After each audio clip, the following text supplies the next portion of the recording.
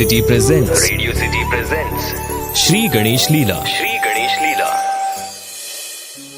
ब्रह्म वैवर्त पुराण भगवान गणेश के जन्म का अलग संस्करण बताता है।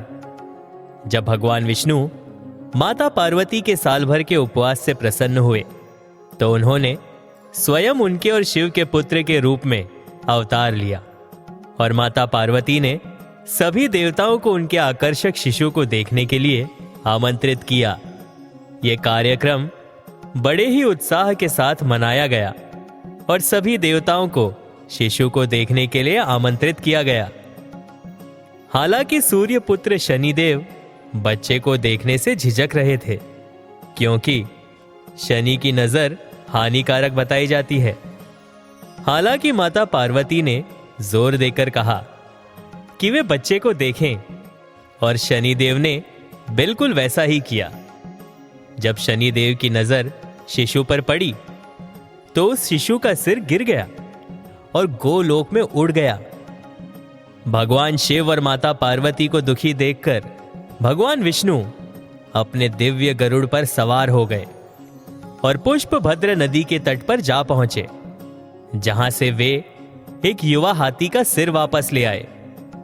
हाथी का सिर माता पार्वती के पुत्र के सिर रहित शरीर से जोड़ दिया गया, जिससे वे पुनर्जीवित हो गए। शिशु का नाम गणेश रखा गया और सभी देवताओं ने गणेश को आशीर्वाद दिया और उनकी शक्ति और समृद्धि की कामना की। गणेश के जन्म की एक और कहानी उस घटना से संबंधित है जिसमें शिव ने एक ऋषि के पुत्र आदित्य को मार डाला था। शिव ने मृत लड़के को जीवन प्रदान किया, लेकिन ये नाराज ऋषि कश्यप को शांत नहीं कर सका, जो 7 महान ऋषियों में से एक थे। कश्यप ने शिव को शाप दिया और घोषणा की कि शिव का पुत्र अपना सिर खो देगा। जब ऐसा हुआ तो उसके स्थान पर इंद्र के हाथी के सिर का इस्तेमाल किया गया।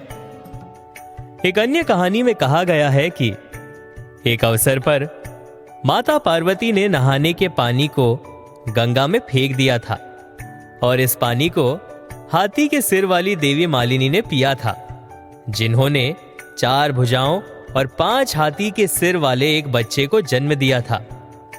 देवी गंगा ने उस पर अपने पुत्र होने का दावा किया, लेकिन शिव ने उसे पार्वती का पुत्र घोषित किया। उसके 5 सिरों को घटाकर एक कर दिया और उन्हें बाधाओं के नियंत्रक विघ्नेश्वर के रूप में सिंहासन पर बिठा दिया। पौराणिक कथाओं के अनुसार गणपति 4 प्राणियों के एक संयोजन है: मनुष्य, हाथी, सांप और चूहा। उनका व्यक्तिगत और सामूहिक रूप से गहरा प्रतीकात्मक महत्व है, जो मनुष्य का प्रतिनिधित्व करते हैं, जो प्रकृति के साथ एक होने के लिए सदैव प्रयासरत रहते हैं। भगवान गणेश का सिर आत्मा का प्रतीक है, जिसे मानवता की अंतिम वास्तविकता माना जाता है, और उनका मानव शरीर माया, सांसारिक अस्तित्व के जाल का प्रतीक है। एक पौराणिक कथा के अनुसार ऋषि व्यास ने भगवान गणेश से महाभारत लिखने का अनुरोध किया था, क्योंकि उन्होंने इसका पाठ किया था। व्यास द्वारा बिना किसी रुकावट के इसे सुनाने के लिए सहमत होने के बाद उन्होंने ऐसा करने का फैसला किया और बदले में व्यास ने उनसे वादा किया कि वे इसे लिखने से पहले समझ जाएंगे कि क्या कहा जा रहा है, और इस प्रकार महाभारत लिखी गई। भगवान गणेश की लोकप्रियता केवल हिंदू धर्म तक सीमित नहीं है। वे महायान बौद्ध धर्म में भी बौद्ध भगवान विनायक के रूप में दिखाई देते हैं और अक्सर नृत्य करते हुए देखे जाते हैं। तिब्बत, चीन और जापान में उनके विशिष्ट क्षेत्रीय विशेषताएं हैं।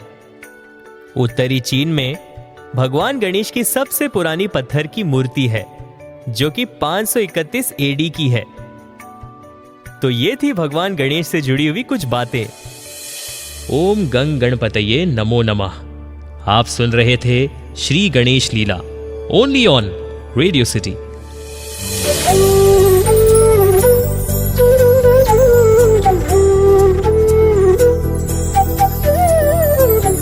Radio city presents radio city presents Shri Ganesh लीला।